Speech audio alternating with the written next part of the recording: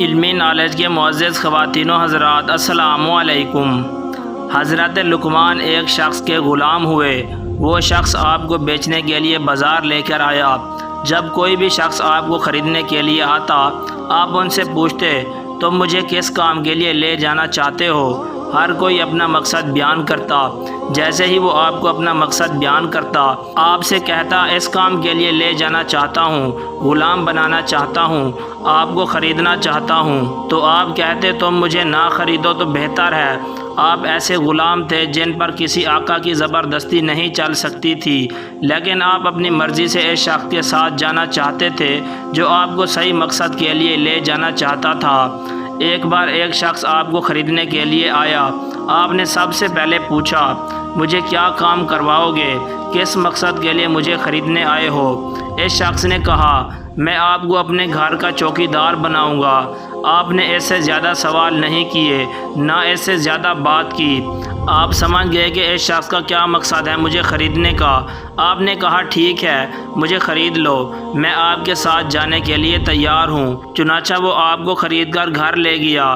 اب جس بستی میں اس کا گھر تھا، وہاں اس کی 3 بیٹیاں رہتی تھیں جو بہت گناہ گار تھیں، یعنی غلط کام میں مبتلا تھیں، فاحش تھیں۔ 3 فاحشہ بیٹوں کے درمیان ایک باپ تھا۔ یہ اپنے باپ کا کہنا نہیں مانتی تھی۔ اس کو شک ہوا میری بیٹ پیچھے غلط کام کرتی ہیں، حرام کام کرتی ہیں، تو مجھے ان کی نگرانی کے لیے کسی کو رکھنا پڑے گا، کیونکہ وہ شخص زمینوں پر کھیتوں پر کام کرنے کے لیے چلا جاتا تھا اور اس کی بیٹیاں اس کے پیچھے ہی کام کرتی تھیں۔ اس لیے اس نے آپ کو اپنے گھر کی نگرانی کے لیے گھر سے باہر بٹھانے کے لیے خریدا تھا۔ ایک دن وہ جاتے وقت دروازہ بند کر کے آپ کے پاس آیا اور آپ کو پاس بٹھایا اور کہا کہ گھر میں میری بیٹیاں موجود ہیں، میں نے ضرورت کی تمام چیزیں انہیں دے رکھی ہیں، انہیں کھانے پینے یا کسی کام کے لیے باہر نہیں نکلنا پڑے گا۔ اگر وہ دروازہ کھولنے کے لیے کہیں تو ہرگز دروازہ نہ کھولنا۔ یہ کہہ کر وہ چلا گیا۔ آپ باہر بیٹھ گئے اور اللہ کا ذکر کرنے لگے۔ کچھ دیر بعد لڑکیوں نے دروازہ کھٹکھٹاتے ہوئے کہا جلدی سے دروازہ کھولو۔ انہوں نے بہت اصرار کیا۔ آپ نے دروازہ نہیں کھولا۔ آخر لڑکیوں نے پتھر مار مار کر آپ کو زخمی کر دیا۔ آپ کے سر سے خون بہنے لگا۔ آپ نے سارا خون صاف کر دیا اور شام تک دروازے پر بیٹھے رہے، لیکن دروازہ بالکل بھی نہیں کھولا۔ جب مالک آیا تو آپ نے اسے کچھ نہیں بتایا اور نہ ہی کسی قسم کی کوئی شکایت کی۔ دوسرے دن لڑکیوں نے دوبارہ دروازہ کھولنا چاہا، لیکن آپ نے صاف صاف انکار کر دیا۔ انہوں نے دوبارہ وہی عمل دہرایا، آپ کو پتھر مار مار کر زخمی کر دیا۔ آپ کے سر پر پتھر لگا اور خون بہنے لگا۔ آپ نے خون کو صاف کیا۔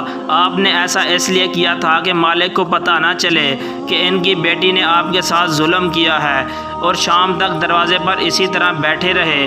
جب مالک آیا تو اسے کوئی بات نہیں بتائی۔ وہ روز آ کر پوچھتا تھا کہ بیٹیاں گھر سے باہر تو نہیں نکلیں، تو آپ کہتے کہ نہیں نکلیں، اور نہ ہی کوئی زور زبردستی کی، تو وہ گھر میں ہی رہی ہیں۔ کچھ دن گزر جانے کے بعد ایک دن تیسری لڑکی نے کہا اللہ کی قسم اس غلام کی کیا شان ہے، نہ اس نے ہمارے باپ سے ہماری شکایت کی اور نہ ہی یہ کہا کہ ہم گھر سے باہر نکلنے کے لیے اس کو کہتی ہیں اور ہم اس کو مارتی بھی تھی۔ تو اللہ کا اتنا اچھا بندہ ہے، اس کو دیکھ کر میرے دل کی دنیا ہی بدل گئی۔ سچ میں تو بہت نافرمان ہوں، وہ بہت اطاعت گزار ہے، اللہ کا نیک بندہ ہے، میں بھی ضرور توبہ کروں گی۔ یہ کہہ کر اس نے توبہ کر لی۔ جب اس نے توبہ کی تو دوسری بہن نے دیکھا میری بہن اس غلام کی وجہ سے توبہ کر رہی ہے، میری بہن کتنی اچھی ہے اور میں کتنی نافرمان ہوں، اب تک گناہ میں مبتلا رہی ہوں، غلط کام کرتی رہی ہوں، اب میں توبہ کرتی ہوں، کیوں نہ توبہ کر کے اللہ تعالیٰ کو راضی کر لوں۔ اور یہ کہہ کر اس نے اپنے تمام گناہوں سے توبہ کر لی۔ یہ دیکھ کر تیسری بہن نے کہا میری دونوں بہنوں اور اس غلام کی کیا شان ہے۔ یہ دیکھ کر ان تینوں نے دیکھا دیکھی گناہوں سے توبہ کی۔ اس 3 بیٹیوں کے باپ نے حضرت لقمان حکیم کو کیوں غلام بنانا چاہا، ان کو کیوں خرید کر چوکیدار بنایا؟ کیونکہ وہ جانتے تھے کہ وہ اللہ تعالیٰ کے نیک بندے ہیں۔ اللہ کے نیک بندے کی صحبت میں ایک بدکردار فاحشہ عورت بھی اللہ کی ولی بن سکتی ہے۔